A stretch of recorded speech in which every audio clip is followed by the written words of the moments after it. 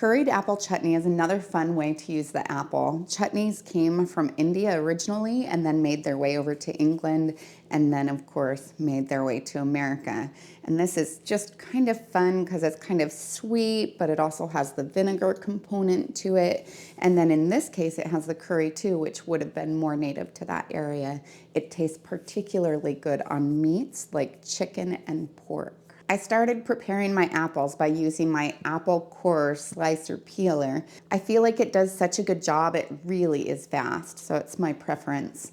Then I go back through and fine tune and cut off any excess skin, seeds, or bad spots.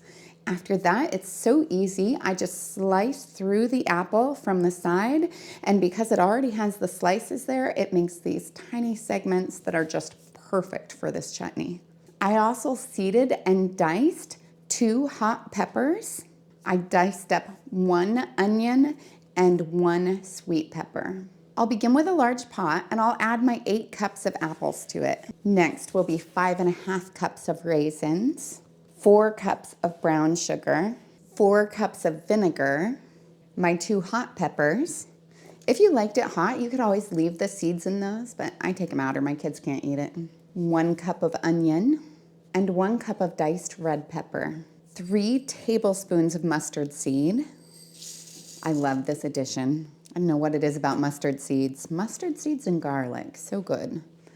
Which is my next one, 1 tablespoon of garlic, 2 tablespoons of ginger, 2 teaspoons of salt, 2 teaspoons of allspice, and 2 teaspoons of curry. Now I'll place this on the stove and bring it to a simmer, and I'll let it simmer until it's nice and thick and all of the fruits and vegetables have softened. Now that the fruit is nice and softened, the raisins are plumped up, and the flavors have all mingled, I'll place them in my half-pint jars.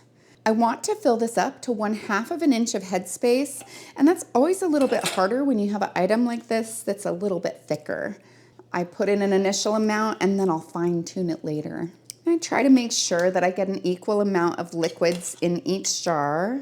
This is a nice little condiment to have on hand. I really like it in the little jars because it makes it easier to use it for just 1 or 2 meals. With having so many things in my pantry, I really like having the ability to switch off kind of regularly to a different variety.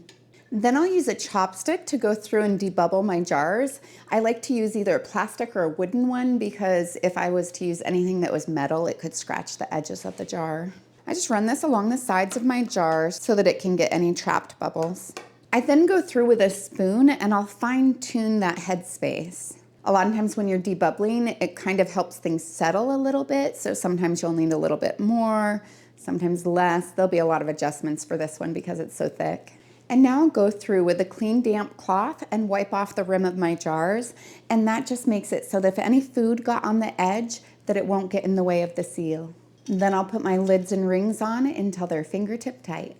I'll then process these in the boiling water bath for 10 minutes if at sea level. I'm at 1,200 feet, so I'll go for 15, but I won't start the timer until after it starts to boil. Now that the timer has gone off, I'll remove the lid, turn off the heat, and give it 5 minutes to cool down. I'll then place the jars on a heat-resistant surface about 1 to 2 inches apart just so that they can cool down quickly. And then I'll let them rest for 24 hours so they can get a good seal. I can tell that they're sealed if the center of the lid is pressed down. If it didn't get a good seal, I put it in the refrigerator and use it right away. But if it did, I remove the ring, wash it with hot soapy water, and then store it in a cool, dry, dark location like my pantry and use it in the next 1 to 3 years.